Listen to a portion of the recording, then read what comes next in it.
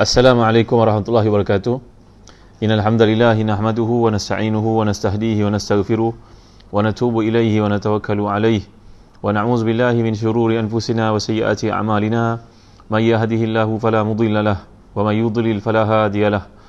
Allahumma salli wa sallim wa barik ala Muhammad wa ala ali Muhammad kama sallaita wa sallamta wa barakta ala Ibrahim wa ala ali Ibrahim fil alamin innaka Hamidum Majid. Amma ba'd. Taqabbalallahu minna minkum, tuan-tuan. Mudah-mudahan tarawih yang kita lakukan sebentar tadi diterima oleh Allah SWT. Quran yang kita lakukan, kita bacakan, diterima oleh Allah SWT. Malam ni seperti biasa kita menyambung lagi kuliah tafsir kita menerusi surah Az-Zumar. Dan semalam kita telah bincangkan sedikit pada ayat 22. Hari ini kita lanjutkan lagi.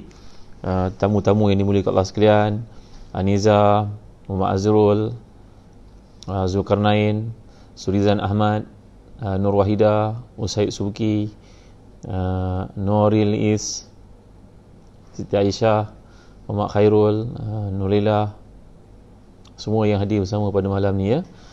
Jadi mudah-mudahan dapat di-sharekan video ni, moga-moga menjadi sebab untuk mereka mendapat hidayah.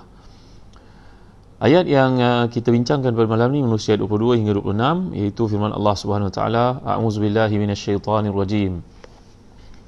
أفمن شرح الله صدره للإسلام فهو على نور من ربه فويل للقاسية قلوبهم من ذكر الله أولئك في ضلال مبين الله نزل أحسن الحديث كتابا متشابها مثانية تقشعر منه جلود الذين يخشون ربهم ثم تلين جلودهم وقلوبهم إلى ذكر الله ذلك هدى الله يهدي به من يشاء ومن يضلل الله ما له من هاد أفمن يتقي بوجهه سوء العذاب يوم القيامة وقيل للظالمين ذوقوا ما كنتم تكسبون كذب الذين من قبلهم فأتاهم العذاب من حيث لا يشعرون فأذاقهم الله الخزي في الحياة الدنيا ولعذاب الآخرة أكبر لو كانوا يعلمون. صدق الله العظيم. Terima kasih pada Zazan Travel yang menjadi penaja kita pada kuliah pada malam ni. Jadi terjemahan yang saya pilih daripada tafsir Munir yang ada di tangan tuan-tuan, iaitulah, maka apakah orang-orang yang dibukakan hatinya oleh Allah untuk menerima agama Islam lalu dia mendapat cahaya dari Tuhannya, sama dengan orang yang hatinya membatu keras. Maka celakalah mereka yang hatinya telah membatu untuk mengingati Allah, mereka itu dalam kesesatan yang nyata. Allah telah menurunkan perkataan yang paling mulia, iaitu Al-Quran, yang serupa ayat-ayatnya berulang-ulang. Gementar kerananya kulit orang yang takut kepada Tuhannya, kemudian menjadi tenang kulit itu dan hati mereka kerana mengingat Allah. Itulah petunjuk Allah dengan kitab itu. Dia memberi petunjuk pada siapa yang dikehendaki, dan barang siapa dibiarkan sesat oleh Allah, maka tiada seorang pun dapat beri petunjuk kepadanya. Maka apakah orang yang melindungi wajahnya menghindari azab yang buruk pada hari kiamat sama dengan orang beriman yang tidak kena azab? Dan dikatakan kepada orang-orang yang zalim, rasakanlah olehmu balasan yang telah kamu kerjakan. Orang-orang yang sebelum mereka telah mendustakan rasul-rasul, maka datanglah kepada mereka azab dari arah yang tidak mereka sangka. Maka Allah menimpakan kepada mereka kehinaan dalam kehidupan dunia, dan sungguh azab akhirat itu lebih besar kalau sahaja mereka mengetahui. Jadi tuan-tuan dimuliakan sekalian, permulaan ayat ini Allah memberikan bandingan, memberikan kepada kita satu kesedaran betapa pentingnya kelapangan hati, ketenangan fikiran. Kadang-kadang orang itu rumahnya besar tapi hatinya tidak mendapat kebahagiaan, ketenangan, hatinya sempit, rasa ketakutan dan sebagainya. Sebaliknya, seorang itu rumahnya biasa, sederhana, tapi dia mendapat kebahagiaan pada rumah tangganya. Maka demikianlah Allah menggambarkan orang yang hatinya lapang adalah orang yang mendapat hidayah daripada Allah Subhanahu Wa Taala. Kadang-kadang hidayah ni tuan-tuan perkara yang pelik, kerana dia diberikan oleh Allah SWT kepada orang yang dipilih olehnya. Sebab itulah kita digalakkan untuk sentiasa berdoa. Contohnya dalam hadis yang sahih riwayat Muslim, Nabi tidak mengabaikan doa, Allahumma inni as'alukal huda wat tuqa wal afaf wal ghina. Dah berapa kali kita belajar doa ni dalam kuliah tafsir kita tuan-tuan ya. Allahumma inni as'alukal huda wat tuqa wal afaf wal ghina. Ya Allah, aku mohon kepadamu hidayah, aku mohon kepadamu ketakwaan, aku mohon kepadamu kesucian hati, dan aku mohon kepadamu kekayaan. Kekayaan minta akhir sekali tuan-tuan ya. Jangan minta kekayaan awal. Kalau kaya tapi hidup dalam mengalami penyakit, maka kuranglah manfaat kekayaan itu. Biar kekayaan datang lambat sekali. biar kekayaan datang di hujung. Yang penting adalah kesihatan, keafiatan, kesihatan iman seperti yang diajar dalam doa Nabi SAW di sini. Jadi urusan hidayah ni adalah ketentuan Allah SWT. Bila Abu Talib mati, maka Allah menurunkan ayat, innaka la tahdi man ahbabta walakin Allah yahdi man yasha. Wahai Muhammad SAW, kau tidak mampu beri hidayah kepada orang yang kau pilih, tapi pilihan Allah lah terhadap hidayah itu. Tuan-tuan yang hadir dalam kuliah pada malam ni ya, Intan Zurani, Muhammad Muslimin, Ummu Ammar, terima kasih kerana hadir bersama-sama walaupun dah jauh malam dan tuan-tuan mungkin keletihan, ada banyak program. Ramai yang mencadangkan supaya kita memindahkan kuliah tafsir yang telah kita mulakan lebih 30 hari lalu ni supaya diadakan pada waktu siang. Maklumlah malam ni masing-masing keributan dengan berbagai-bagai aktiviti, agenda, mungkin sembahyang tarawih, membaca Al-Quran, persiapan untuk sahur dan sebagainya. Pertimbangan ni sangat wajar tuan-tuan ya. Tadi saya buat live bersama Yayasan Budi pada pukul 3 petang, nampaknya sambutan sangat menggalakkan. Mungkin esok kita pindah ke jam 3. Setuju ke? Kalau setuju tolong bagi komen dekat sini sokongan supaya saya boleh buat waktu pukul 3. Nampaknya pukul 3 ramai yang setuju, yang mungkin senang pada waktu itu ya. Kita digalakkan untuk qailulah tuan-tuan ya. Qailulah ni makna tidur tengah hari, tak kiralah sebelum zuhur atau selepas zuhur sebagai sunnah. Nabi kita sallallahu alaihi wasallam dalam hadis mengatakan, hendaklah kamu amalkan qailulah. Syaitan tidak qailulah. Qailulah ni makna nap, power nap, tak perlu panjang, kadang-kadang setengah jam, 1 jam, 45 minit pun dah okey Jadi insya-Allah kalau tak ada apa hal, kita akan mulakan kuliah sepanjang Ramadan ni pada pukul 3 petang. Boleh? Jadi untuk kuliah yang kita adakan pada waktu malam ini adalah dalam bulan Ramadan ini yang terakhir. Lepas ni kita akan adakan pada pukul 3 petang kuliah tafsir kita ya. Jadi dalam ayat ini Allah menggambarkan hidayah itu adalah satu pilihan Allah kepada siapa yang dia kehendakinya. Allah ialah yang menetapkan hidayah itu. Seperti yang kita baca dalam kisah Dalailun Nubuwah oleh Imam Al-Baihaqi, demikian juga dalam Dalail oleh Imam Abu Nuaim, dan Ibnu Katsir menceritakan dalam kitabnya Bidayah wa Nihayah dengan komentar kepada sanadnya tuan-tuan ya. Iaitu kisah tentang Rasulullah SAW bersama para sahabat dalam satu perjalanan, tiba-tiba datang seorang Arab dalam keadaan terburu-buru dan berkata, wahai Muhammad, kalaulah orang tidak memanggil aku ajul, la ajiltu ilaika, tentu aku akan bunuh engkau wahai Muhammad. Tapi kerana menghormati teman-temanmu di sini dan tentulah tidak wajar untuk aku bunuh kamu secara ambush begini, sebenarnya engkau orang yang paling aku benci sekali wahai Muhammad sallallahu alaihi wasallam. Nabi bertanya kepadanya, kenapa engkau benci sangat kepada aku? Jawapannya, kerana engkau telah pun sabbata wa safahta alihatana, engkau memperbodohkan sembahan-sembahan kami wahai Muhammad sallallahu alaihi wasallam. Lelaki Arab Badui itu berkata ya. Sayyidina Umar yang ada di situ tampil untuk berkata kepada Nabi dan dengan katanya, wahai Rasulullah, da'ni adrib unuqa hadzal kafir. Wahai Rasulullah, izinkan saya untuk memukul atau membunuh, memotong kepala si kafir ini. Maka Nabi menenangkan Sayyidina Umar Khattab radhiyallahu anhu, kata, kadal halimu an yakuna nabiyyan, wahai Umar, orang yang lemah lembut itu mempunyai tahap yang tinggi di sisi Allah mendekati seorang Nabi. Sabar Umar.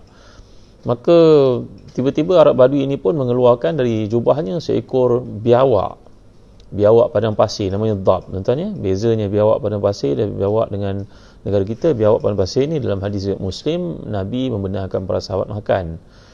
Kalau kita tak lalu nak makan, itu cerita lain lah. Tapi dia tak sama macam biawak tempat kita. Biawak tempat kita ni bentuknya lain daripada biawak padang pasir. Kan biawak padang pasir ni dia macam buaya tuan-tuan ya. Ekornya macam ekor buaya, lidahnya tidak bercabang. Adalah karakter yang lain daripada biawak tempat kita.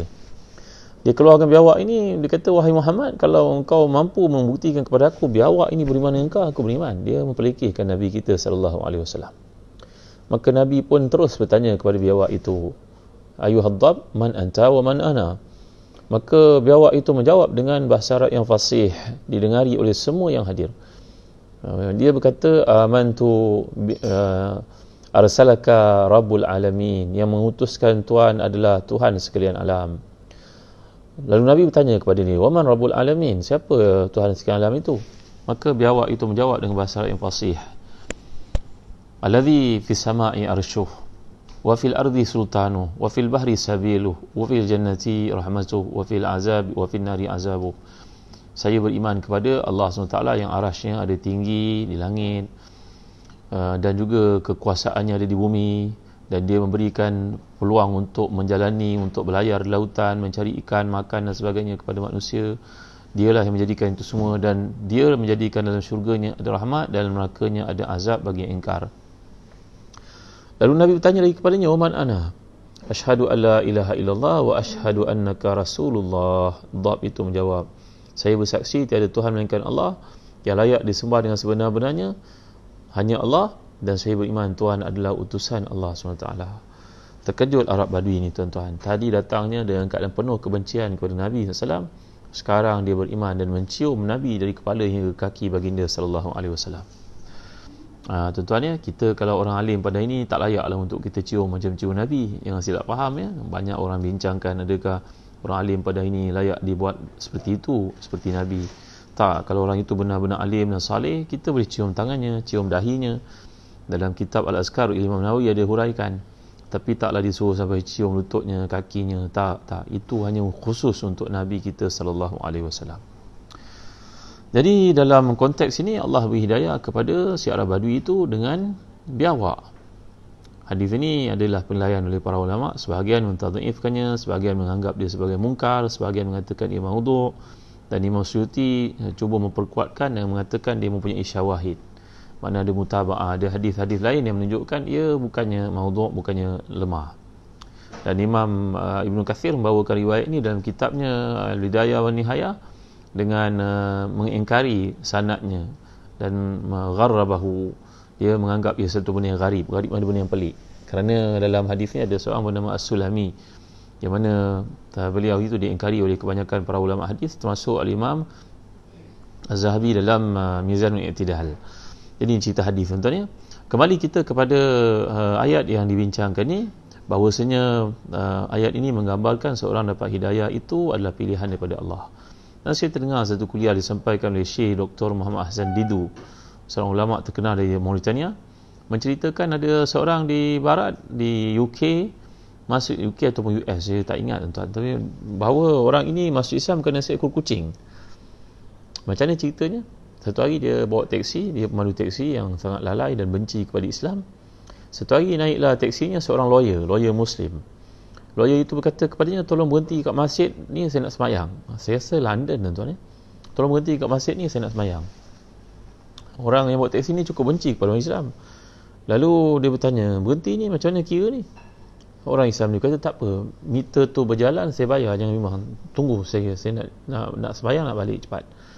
Maka si kafir ini duduk menunggu di teksi. Ketika dia duduk di teksi, tengah dengar lagu, tiba-tiba dia melihat seekor kucing di luar masjid, sangat cantik. Di negara barat ni, kucing atau binatang-binatang tak boleh dibiarkan bebas, dia mesti ada tuan. Maka dia tengok kucing cantik itu, dia mendekati kucing itu, dia pergi keluar. Kucing itu masuk dalam masjid. Dia masuk teksi, dia balik, duduk kat teksi, tengok kucing itu keluar lagi. Menarik perhatiannya, dia pergi lagi, kucing itu masuk lagi ke masjid. Perkara itu berlaku sebanyak 3 kali. Akhirnya dia pun tak berlengah, dia masuk ke masjid. Dia tengok dalam masjid, dia dengar bacaan imam yang mengimamkan salat di masjid itu. Suaranya sangat tenang dan pergerakan imam sama saja, tertib, ikut arahan daripada imam. Allahu Akbar, Sami Allahu liman hamidah. Sempurna pergerakan. Yang hitamnya, yang kulit hitamnya, yang kulit putihnya, Afrikanya, orang Arabnya, orang putihnya, orang Asianya, semua sama je berdiri, tak ada beza-beza tempat. Maka si kafir ini dengan sebab kucing tadi, dia mendapat hidayah Allah. Jadi tuan-tuan, dalam hidup ni kita kena pohon hidayah seperti doa yang saya ijazahkan tadi. Dah beberapa kali kita ajar doa ni, tuan-tuan.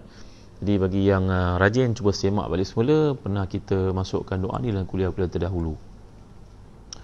Jadi Allah menggambarkan orang yang dapat hidayah Allah ni hatinya lembut. Kerana lawan kepada ayat ini, mantuknya, mafhum mukhalafahnya daripada ayat ini, fawailul liqasiyati qulubuhum min zikrillah.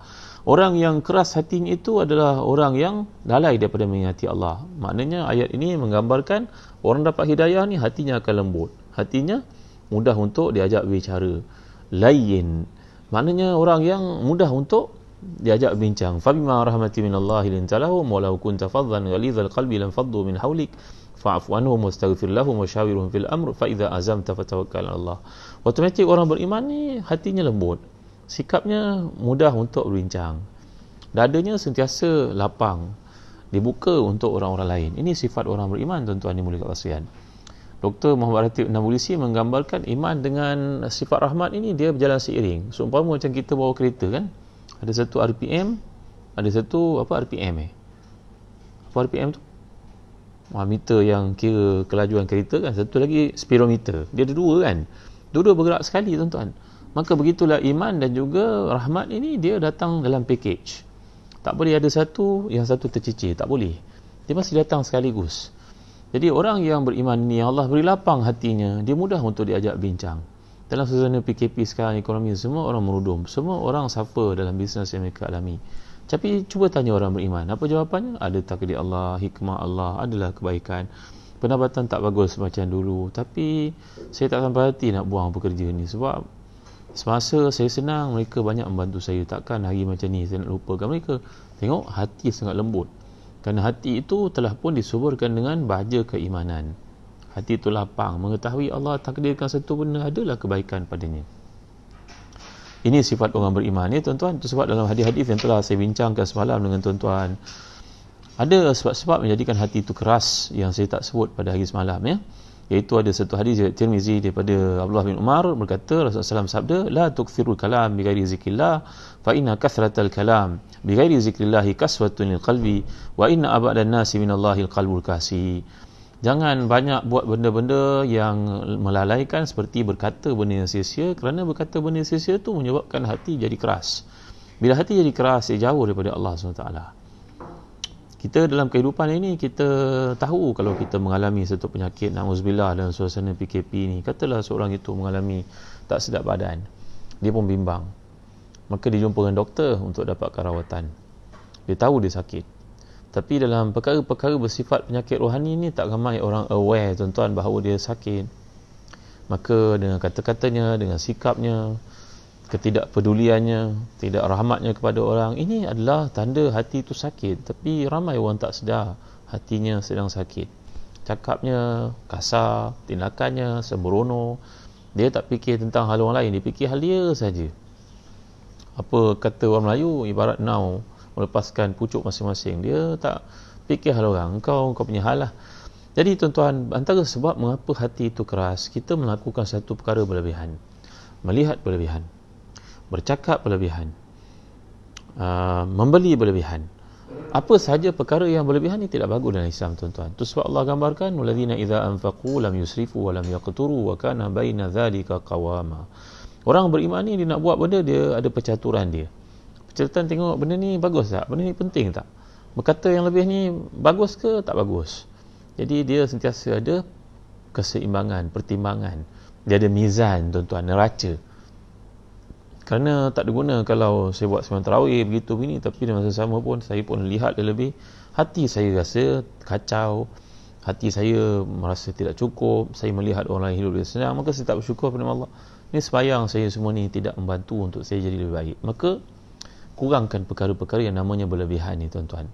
Kalau orang lelaki, Allah menggambarkan dalam ayat surah An-Nur, qulil mu'minina yaghuddu min absarihim wa yahfazu furujahum zalika azka lahum. Orang beriman lelaki disuruh oleh Allah untuk menundukkan pandangan. Tapi orang perempuan pun disuruh juga. Wa qulil mu'minati yaghuddna min absarihinna wa yahfazna furujahunna. Jangan menyangkakan orang lelaki saja kena tundukkan pandangan. Orang perempuan pun kena tunduk pandangan juga. Lelaki pandangannya kepada benda yang haram bersifat aurat biasanya. Ya, dan sebab Allah gambarkan kha'inatal a'yun wa ma tukhfis sudur. Wa ma tukhfis sudur, makna pandangan yang khianat itu. Orang lelaki ni punya satu kelebihan, kalau dia melihat, dia boleh kerlingan itu nampak jauh. Orang lelaki lah yang paling banyak menggunakan bahagian cermin kereta bahagian belakang, side mirror, cermin belakang, dia tengok, dia nampak. Kalau orang perempuan lalu nampak je begitu. Tak macam orang perempuan ni dia tengok handbag orang, dia tengok langsir orang, dia tengok perabot rumah orang. Jadi kedua-dua hal itu membawa kepada hati jadi keras, tuan-tuan dimuliakan Allah sekalian. Kerana hati ni dia adalah tempat penapisan segala benda yang memproses maklumat. Akal itu berfikir, hati itu menyimpan. Ini kaitan dua perkara, tuan-tuan dimuliakan Allah sekalian. Kalau seorang itu punya hati yang besar, dia bercita-cita besar, maka dia akan proses maklumat itu oleh akal untuk melaksanakan capaian, permintaan, kehendak, impiannya. Akal tu akan berfikir, kau kena belajar sungguh, kau kena kerja kuat untuk dapat apa yang hati nak materialiskan, nak jadikan sebagai satu kenyataan itu. Jadi tuan-tuan dimuliakan sekalian, dalam hadis ini Nabi pesan kepada kita supaya janganlah berlebihan dalam berkata-kata, kerana berkata-kata yang lebih itu dia akan menyebabkan hati kita jadi kotor. Bercakap boleh melukakan perasaan orang, bercakap benda lara, berfikir benda yang berlebihan, benda yang lara juga, tuan-tuan dimuliakan Allah sekalian. Jadi yang paling bestnya dalam hidup ni kalau kita ada sifat qanaah. Apa dia qanaah ini? Qanaah masa rida dengan apa Allah bagi. Kita dah buat yang terbaik, serah pada Allah. Maka hati kita senang, jiwa kita lapang. Bahawa dalam hadis Nabi SAW mengajar kepada kita, kalau kita rida dengan apa yang Allah berikan, takun aghnan nas warda bima qasamallahu lak takun aghnan nas. Ridalah kamu dengan apa saja Allah beri, kamu akan jadi orang yang paling kaya. Baik, dalam hadis yang lain Nabi SAW bersabda menerangkan ayat ini, qala Allah Ta'ala utrubul hawaij fi samha minas samha fa inni ja'altu fihim rahmati wa la tatrubuha minal qasiyati qulubuhum fa inni ja'altu fihim sukhti. Nabi SAW mengingatkan kita dalam hadis riwayat Abu Sa'id Al-Khudri, bahawasanya kalau kamu perlukan apa-apa bantuan, mintalah daripada orang yang hatinya lembut, orang yang lapang dada, orang yang mudah diajak bincang, kerana orang-orang ini adalah wakil Tuhan mengedarkan rahmatnya kepada manusia. Ya, Juliana, Abdul Rahman, Rusmaidah, Zamzuri Muhammad Amin. Terima kasih kepada Zahzan Travel kerana menaja kuliah kita pada malam ni. Kalau tuan-tuan minat untuk pergi musafir selepas MCO nanti, ke Mekah ke Balkan, ke Baitul Maqdis, ke Europe, ke Spain, ke Maghribi, ke Pakistan, kami tak pergi ke negara India, dan kami pergi melalui Pakistan untuk ziarah tempat-tempat yang cantik, di Everest, di mana, di Kashmir dan sebagainya, Kashmir Pakistan, tuan-tuan ya. Jadi kalau kita perhatikan dalam hadis ini, Nabi SAW telah mengingatkan kita, mintalah daripada orang yang lembut hatinya, mudah diajak bincang. Jangan pergi pada orang yang keras hatinya. Apakah indikator keras hati? Katanya sombong, hidungnya tinggi, bercakap memuji diri, bercakap menunjukkan kelebihan-kelebihan. Orang ni adalah orang sombong, walaupun kata-katanya kata-kata yang indah, yang lembut. Wa minan nasi may yu'jibuka qawluhu fil hayati dunya wa yashhadullahu ala ma fi qalbihi wa huwa aladul khisam. Ada manusia ni kata-katanya indah tapi hatinya penuh dengan perasaan takabur, sombong, susah untuk mendengar dan sebagainya, tuan-tuan dimuliakan Allah sekalian. Jadi ini adalah peringatan daripada Allah SWT kepada kita. Kalau seseorang itu nak membantu orang, bukan dengan cara menyebar-nyebarkan, tapi dalam Islam ni seperti yang saya gambarkan, Islam ni indah, mekanisme, proses, flow-nya sangat cantik, SOP-nya, tuan-tuan. Islam ni telah memimpin manusia 1400 tahun, tuan-tuan, pengalaman dia. Banyak tamadun yang telah dibangunkan oleh umat Islam. Abbasiyah, Umayyah, Andalusia, di Andalus, di Spain, kemudian di India pun pernah ada tamadun Islam, Osmania, banyak, tuan-tuan, banyak pengalaman. Dan Islam merekodkan gaya hidup yang ditiru oleh Barat. Sebenarnya ketika kerajaan Islam Osmania begitu maju, di puncak kemajuannya, mereka buat satu sistem kanun namanya Majalah Al-Ahkam Al-Adliyah, yang mencatur kehidupan manusia, muamalatnya, perkahwinannya, segala bentuk perniagaannya, semua ada dicatur dalam bahan tersebut. Bila British nak membangunkan empire-nya, mereka banyak bergantung kepada majalah ini, mereka yang kembangkan. Itu sebab kalau kita lihat dalam bentukan undang-undang, banyak yang menyerupai Islam sebenarnya. Bukan Islam meniru mereka, mereka yang meniru Islam.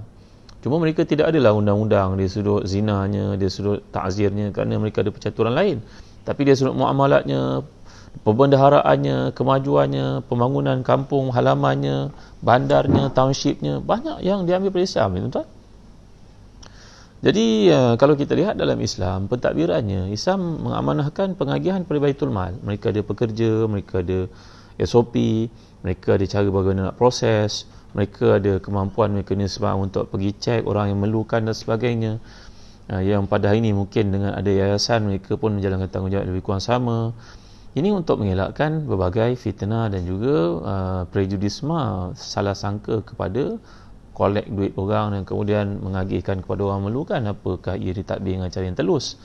Itu sebab dalam Islam, kalau orang datang minta derma daripada kita, kita kata boleh pergi ke bank, boleh pergi Baitul Mal. Dalam sistem Islam ada Baitul Mal.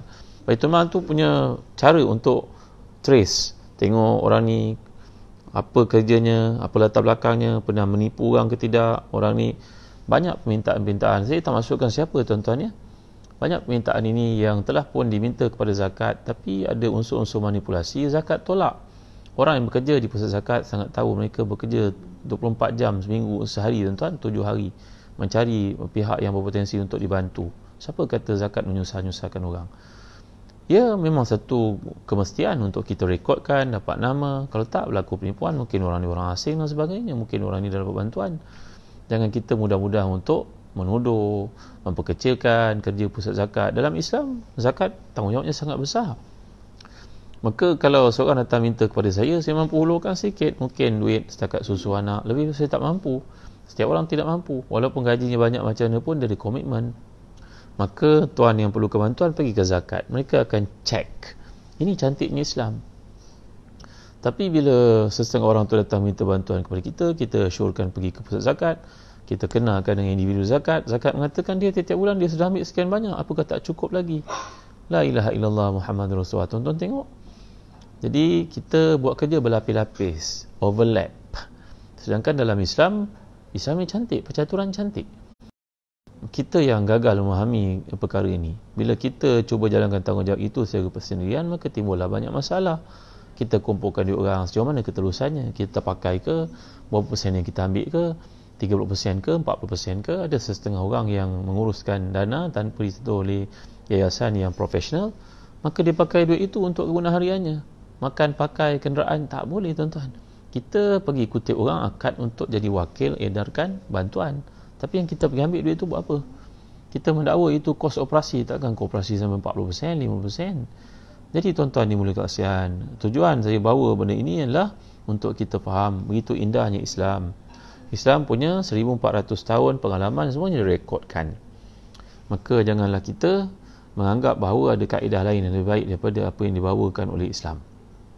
Bila kita hilang kepercayaan kepada institusi yang penting macam zakat itu, menuduhnya dengan sikap yang tidak mengenal pasti, mengesahkan maklumat, maka jadilah buruk sangka kepada institusi yang penting dalam Islam, yang masuk dalam rukun Islam, mengeluarkan zakat itu tuan-tuan. Baik ya. Jadi seterusnya dalam ayat yang kita bincangkan ini, ayat tentang hati yang dilapangkan oleh Allah, dan kita membaca surah Alam Nashrah bahawa Nabi kita sallallahu alaihi wasallam diberi kelapangan hati oleh Allah SWT. Maka dalam ayat ini Allah membandingkan orang yang beriman diberi kelapangan hati berbanding dengan orang yang tidak beriman, hatinya jadi keras, susah untuk berbincang, susah untuk membantu orang lain.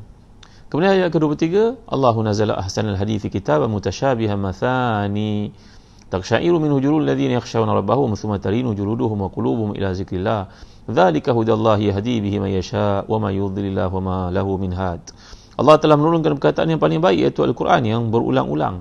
Kita melihat proses penurunan Al-Quran ini berlaku dalam 23 tahun. Dan ayat-ayat ini turun dalam mengikut kepada keadaan semasa pada waktu Nabi SAW. Ada orang bertanya, turun ayat menjawab. Ada peristiwa yang berlaku, datang penjelasan daripada Quran. Bila Nabi rasa tertekan, penganiayaan dan juga penindasan oleh puak kafir terhadap Nabi, datang kisah-kisah Nabi Musa. Dia berbagai suasana untuk merawat keadaan Nabi dan umat Islam yang tertekan pada masa itu. Jadi Al-Quran ini tidak berulang. Sebenarnya Al-Quran datang dalam versi yang berbeza-beza. Kalau kita menilai kisah Nabi Musa, walaupun ada banyak disebut dalam Al-Quran, semuanya membawa dimensi, perspektif, angle yang berbeza-beza. Nanti kita akan pergi satu persatu. Jadi orang yang beriman bila mendengar ayat Allah SWT ni, hati mereka menjadi gemetar, takut, menangis. Macam Sayyidina Umar Khattab radhiyallahu anhu yang pernah saya ceritakan, bila baginda menjadi Amirul Mukminin, Sayyidina Umar ni yang mula-mula pakai nama Amirul Mukminin, ketua orang beriman. Sebab bila Rasulullah wafat, datang Abu Bakar dipanggil Khalifah Rasulullah. Khalifah mana pengganti Rasulullah. Bila Abu Bakar dah wafat, datang Umar menggantikan Abu Bakar. Maka dipanggil Khalifah Rasulullah, pengganti kepada pengganti Rasulullah. Panjang kan tuan-tuan. Khalifah itu mana pengganti. Abu Bakar adalah pengganti kepada Rasulullah untuk mentadbir. Bila Abu Bakar wafat, Umar menjadi pengganti kepada pengganti Rasulullah. Panjang. Satu hari seorang sahabat manggil Sayyidina Umar dengan nama Amirul Mukminin. Terus Sayyidina Umar gembira dan melekatlah Mulai hari itu semua pemimpin umat Islam membawa gelaran Amirul Mukminin. Jadi Sayyidina Umar membaca ayat surah Yusuf, menangis, tak boleh nak lengkapkan sembahyang, dan tangisannya disahut oleh semua jemaah dalam sembahyang subuh itu, dan isteri yang ada di rumah pun dengar suami menangis dalam masjid, semuanya menangis. Ayat apa yang Sayyidina Umar baca? Surah Yusuf, innama ashku bathi wa huzni ilallah. Kalau kita tadabbur, kita faham tuan-tuan kenapa ayat itu bunyi begitu. Perkataannya pelik, perkataannya hebat, menggambarkan tentang tekanan dan stres yang dialami oleh Nabi Yaqub selepas kehilangan puteranya Yusuf, dakwa anak-anaknya itu bahawa dia dimakan serigala. Jadi interaksi yang berlaku di antara seorang beriman dengan Al-Quran itu menyebabkan bulu rumahnya naik, peluh keluar, menangis dia, ketakutan dia, kemudian di hujungnya hati jadi lembut, ingat pada Allah. Daripada ayat ni kita faham tuan-tuan, wa may yudlilillahu fama lahu min had. Orang yang tidak diberi hidayah oleh Allah, maka itulah dia, tiada siapa yang bagi hidayah kepadanya. Ada orang yang kadang-kadang dia tak kisah, dia dengar Quran sama saja. Bahkan lebih malang lagi, ada sebahagian orang bila tengok Quran, ada orang mati ke? La ilaha illallah Muhammad Rasulullah. Begitu sekali simpelnya pandangan dia kepada Quran. Quran dibaca untuk orang mati. Padahal dalam surah Yasin Allah mengatakan, liunzira man kana hayya wa yahiqqal qawlu 'alal kafirin. Quran turun untuk yang hidup, tuan.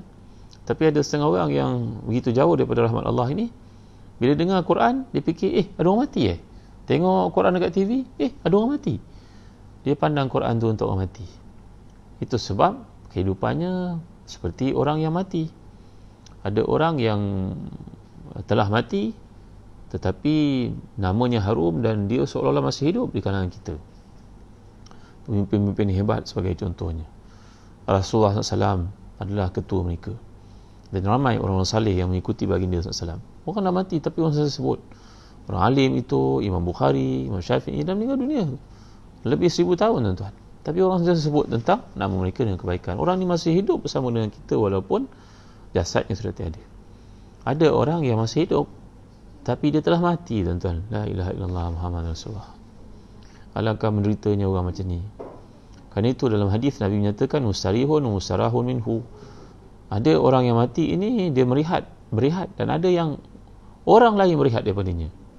Kenapa ya, tuan-tuan? Dalam hadis sahih Nabi bersabda itu, mustarihun mustarahun minhu.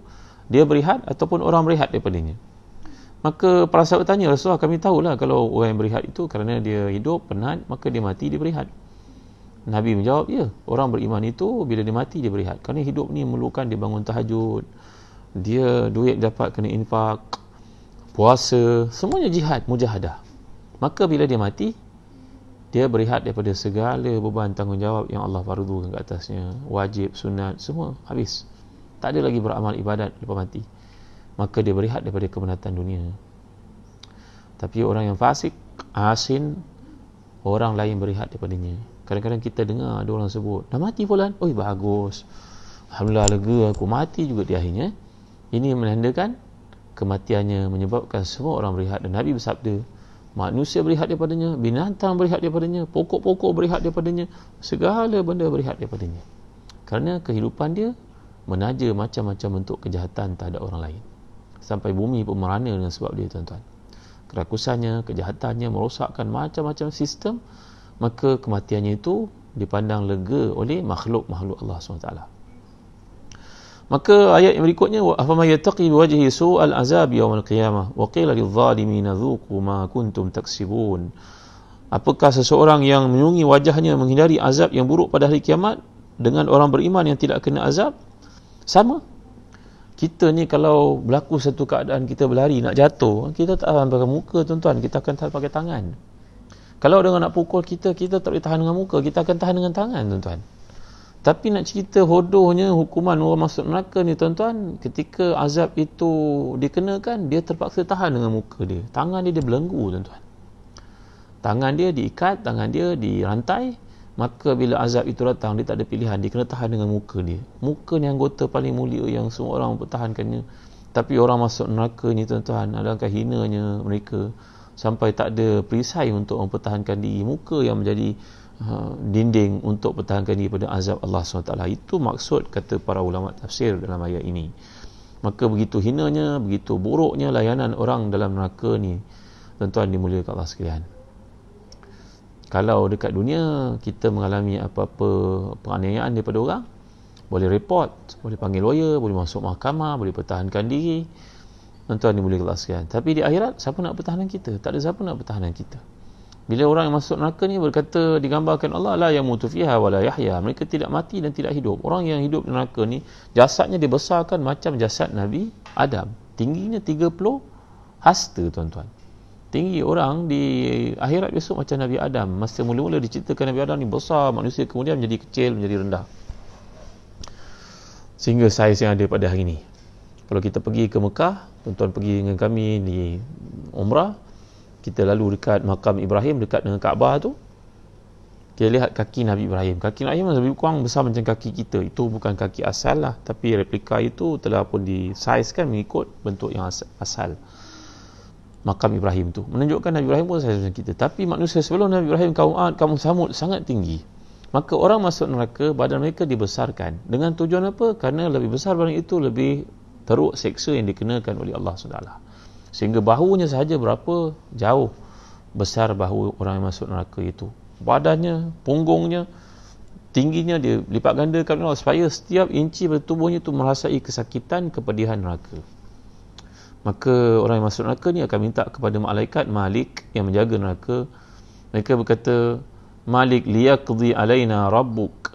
Wahai Malik, mintalah kepada Allah, matikan jadi kami, wahai Malik, teruk sangat azab ni. Tapi Allah jawab, la yamutu fiha wa la yahya. Orang yang masuk neraka tidak mati, tak hidup. Bagaimana? Dia baru nak mati, dia hidup balik. Dia pecahkan kepala dia, bukan dia mati, dia hidup balik semula. Kepalanya jadi balik semula.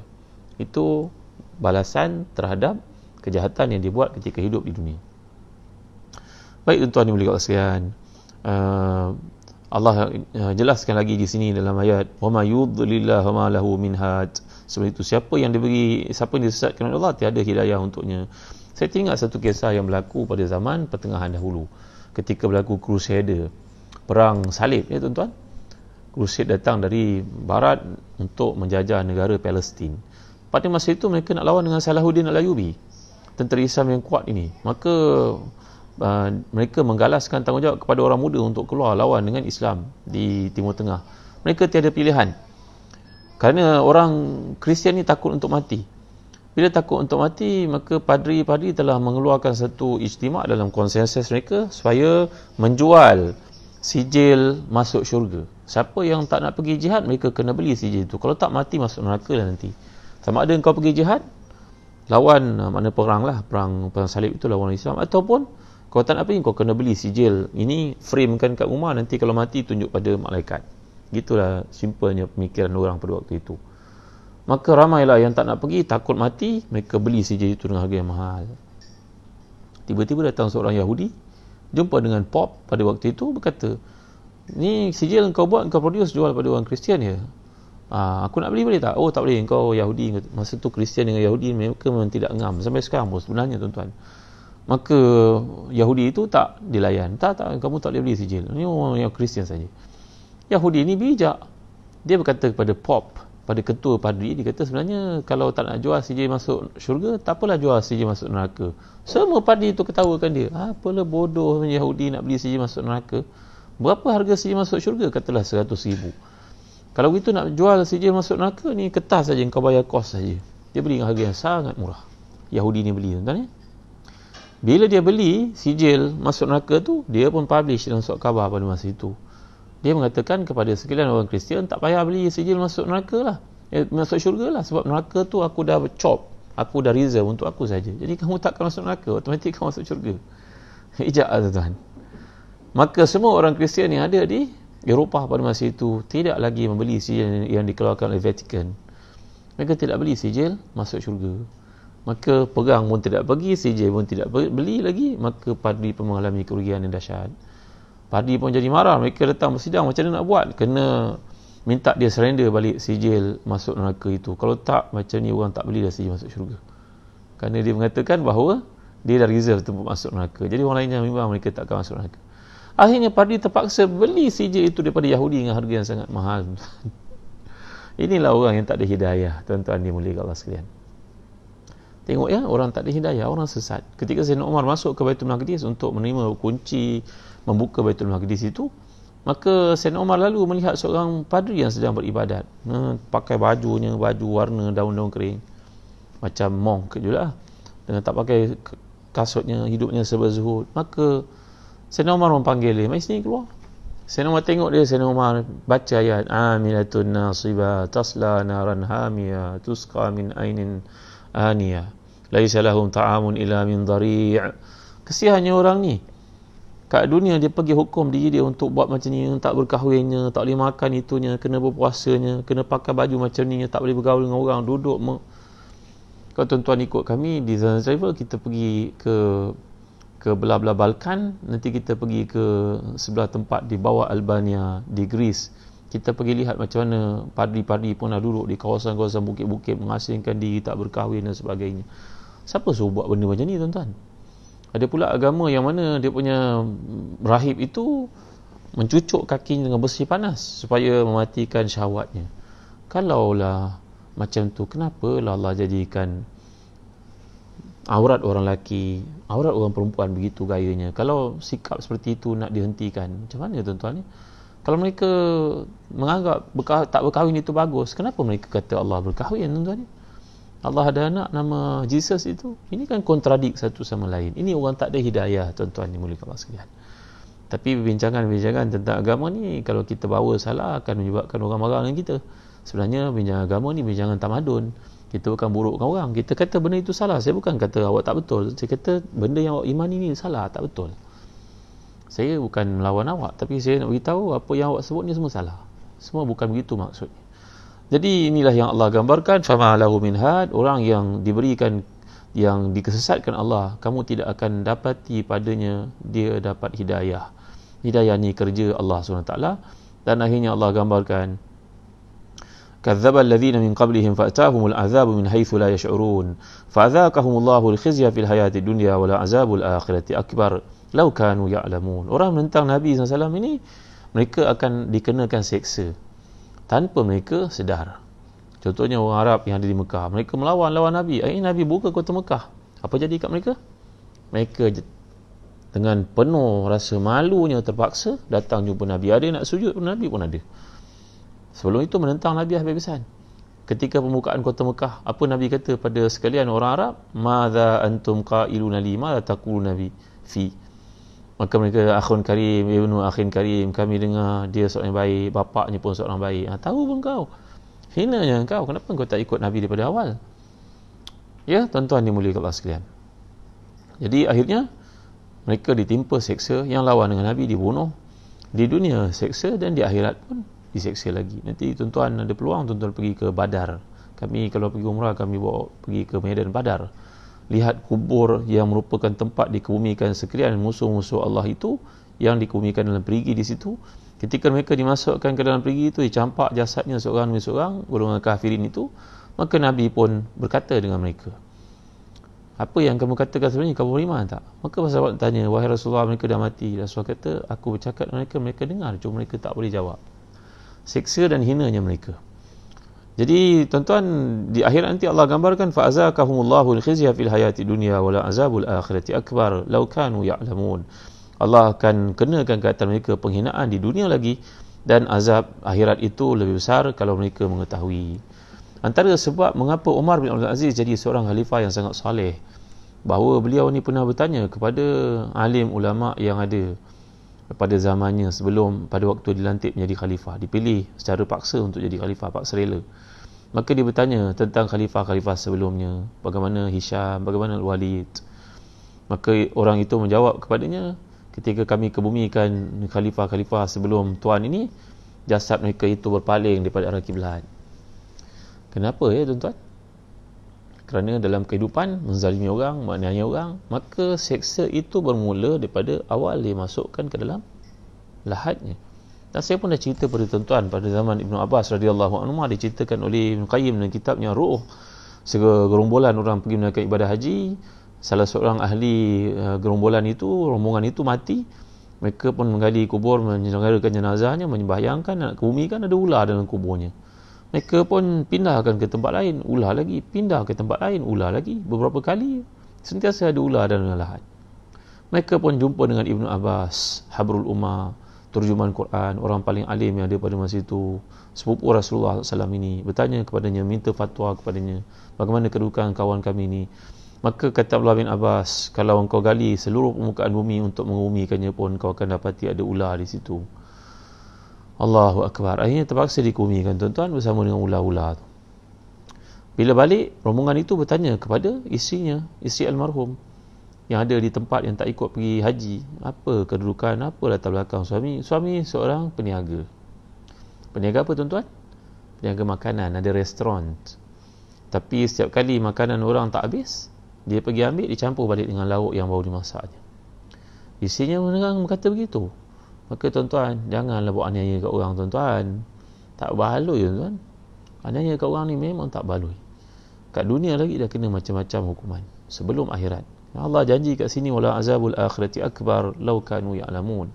Akhirat besok lagi dahsyat ujiannya. Sebab itulah tuan-tuan dimuliakan Allah sekalian, dalam hidup ni banyaklah minta keampunan pada Allah. Bila Nabi ditanyakan oleh isinya bernama Aisyah radhiyallahu anha, andai saya bertemu Lailatul Qadar, apa yang nak baca wahai Rasulullah? Aisyah radhiyallahu anha ni tidak punya anak tuan-tuan, tidak punya zuriat. Tapi Nabi tidak pula mengajarnya untuk mendapat zuriat dalam doa Lailatul Qadar, tapi doalah pada Allah, Allahumma innaka afuun tuhibbul afwa fa'fu anni. Allahumma innaka afuun tuhibbul afwa fa'fu anni. Jangan abaikan doa ni sepanjang Ramadan tuan-tuan ya. Ya Allah, engkau suka memberikan keampunan, maka berilah keampunan kepadaku. Saya yakin semua orang yang ada di sini telah mengamalkannya.